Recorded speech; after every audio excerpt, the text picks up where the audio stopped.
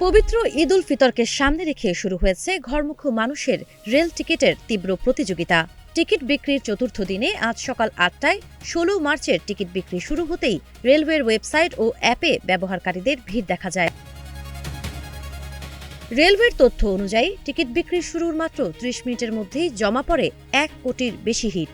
সকাল ৮টা থেকে ৮:৩০টার মধ্যে শুধু পশ্চিমাঞ্চলের ট্রেনের টিকিট পেতে প্রায় ১,৫,০০,০০০ বার চেষ্টা করেছেন ব্যবহারকারীরা।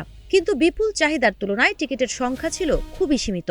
জীবন অবাক না করলে কে করবে? ২৮% মিল্ক ফ্যাটের অবাক করার সাথে ফ্রেশ মিল্ক পাউডার। জীবন অবাক করুক প্রতিদিন। ১৬ মার্চ ঢাকা থেকে বিভিন্ন গন্তব্যে চলাচলকারী ট্রেনের মোট আসন রয়েছে মাত্র ৩১,২৫৫টি। এর মধ্যে সকাল ৮:৩০টার মধ্যেই ঢাকা থেকে পশ্চিমাঞ্চলের প্রায় ১৪,৪৪৩টি আসনের টিকিট বিক্রি হয়ে যায়। রেলওয়ের ওয়েবসাইট ঘেঁটে দেখা যায় ঢাকা, রাজশাহী, পঞ্চগড়, চিলাহাটি, বেনাপোল, দিনাজপুর, রংপুর, কুড়িগ্রাম ও খুলনাগামী বেশিরভাগ ট্রেনের টিকিট কয়েক ঘন্টার মধ্যেই শেষ হয়ে গেছে। সার্ভারের ওপর চাপ কমাতে টিকিট বিক্রি ২ ভাগে করার সিদ্ধান্ত নিয়েছে বাংলাদেশ রেলওয়ে। পশ্চিমাঞ্চলের টিকিট সকাল ৮টায় বিক্রি শুরু হলেও পূর্বাঞ্চলে ট্রেনের টিকিট বিক্রি শুরু হবে দুপুর ২টায়। ঈদ উপলক্ষে বিশেষ ব্যবস্থায় ৭ দিনের অগ্রিম টিকিট বিক্রি করছে রেল কর্তৃপক্ষ।